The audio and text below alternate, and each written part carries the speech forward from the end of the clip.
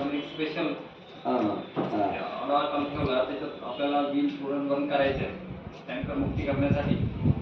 आणि सूचना अशा आहे पुढच्या वर्षी आम्ही टँकर देणार नाही, ज्या त्या गावांना नियोजन करायचं. त्यासाठी आपल्याला हे एक वीज पुरवठा शेतातली करता येते, गावातली करता येते.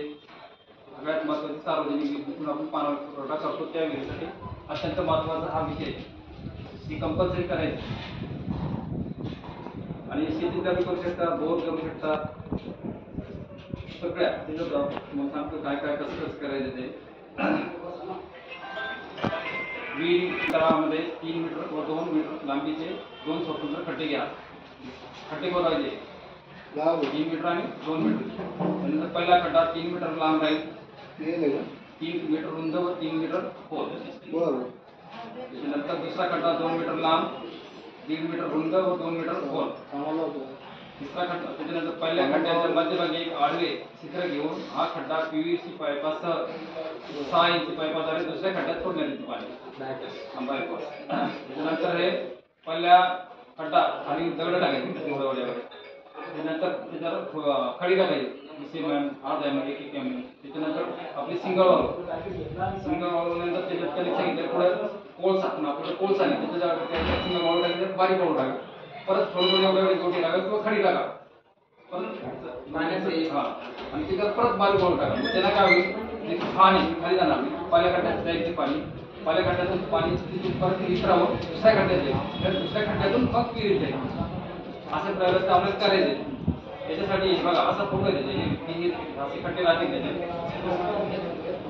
याच्यासाठी आर्थिक बजेट शासन देणार आहे.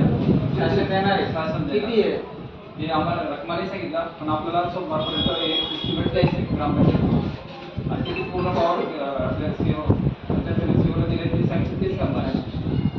15 तारखेपर्यंत हे तुमचं गेलं पाहिजे. 15 तारखेनंतर आपण 15 ते 30 म्हणजे काम पण कम्प्लीट करायचं. शेतातले पण देऊ शकतात, म्हणजे रेन वॉटर हार्वेस्टिंग ज्याला करायचं त्याला बजेट नाही, स्वतःचे करायचं. समजा तुम्ही घर आहे, घराजवळ तुझा बोर आहे, तर तुम्ही पाणी तिथं सोडणार आहे, ते दुसऱ्या व्यक्ती विचार करायचं. पण शेतातला जेवढा समजा का शेतीसाठी त्याला तुम्ही त्याचं फॉर्म वेगळं. सर तिथं वड आणा अशा प्रकारचा जो बोर आहे, हा बोर आहे तो केसी पाईप आहे सेंटरला, दोन्ही साईडला गड्डे करायचे आणि रोज शेत मारायचं, शेत मारायचं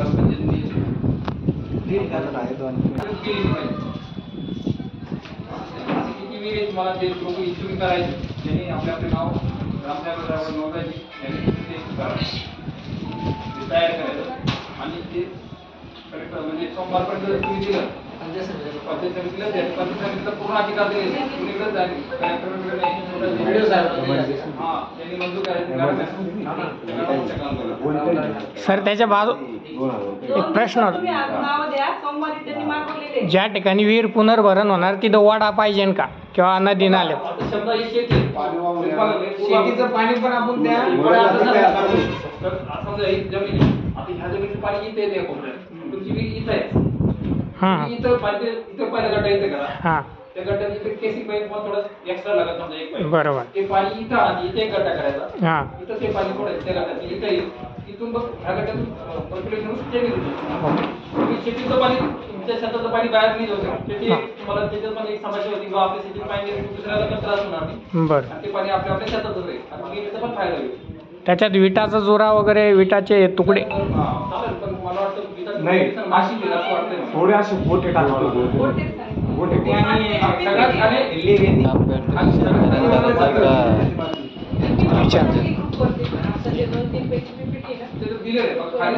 अनुदान द्यायला नाही ना मग त्याला काम आहे करणार शेतकऱ्यांना शेतकऱ्यांकरच काम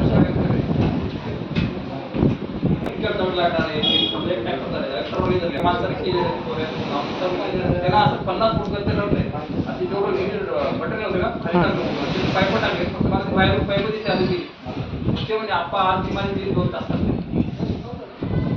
आजच्या दिवसात 2 तास वीर पूर्ण बरं हे काळाची गरज आहे. पण मग तुम्हाला नाला नाही ना तुम्हाला असं सांगितलं मी त्या कोपऱ्यात जिथं पाणी साचतं तुमच्या जमिनीचं ते कोपऱ्यात तिथे करा. आता 2 पाईप लागतात आणि दुसरा खड्डा तुम्ही विचार 3 मीटर दूर करा. ओके.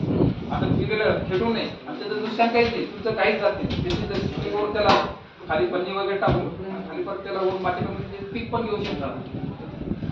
म्हणजे असं काही नुकसान नाही त्याच्यात, फक्त फायदा आहे. समजा 1 तास जरी वीज आपली जास्त चालली म्हणजे मोटर, तर 1 तासात तुमचं 1 एकर एक्स्ट्रा वीज तयार होतं. तेवढं नुकसान आपण वाढता येते. शासन देत आहे ना, तुम्ही फक्त इस्टिमेट द्या, म्हणजे लोकांना करायचं त्याचं नाव, गट नंबर, त्याचा आधार नंबर सोबत करा, त्यांचे प्रस्ताव द्या. तिथे लगेच ते मॅडम मंजूर करणार आहे. त्यांनी सांगितलं एखाद्यावर चालत लगेच मंजूर करणार नाही. दुसऱ्या लोकांना कुठं जायचं त्याला, कुठं जायचं ना तहसीलदाराकडे जायचं कुठंच नाही. मागणी अर्ज कसा आहे? ते ठरावच घ्यायचा आहे का? साहेब, मला काय वाटतं